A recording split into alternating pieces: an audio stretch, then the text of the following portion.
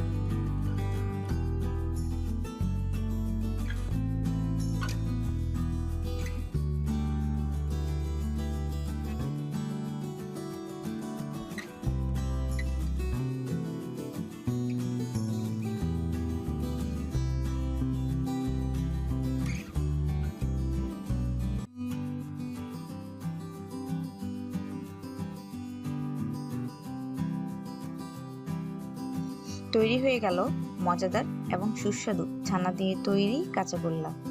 এই রেসিপিটি আপনারা বাসায় অবশ্যই ট্রাই করবেন এবং আমাকে কমেন্ট বক্সে লিখে জানাবেন।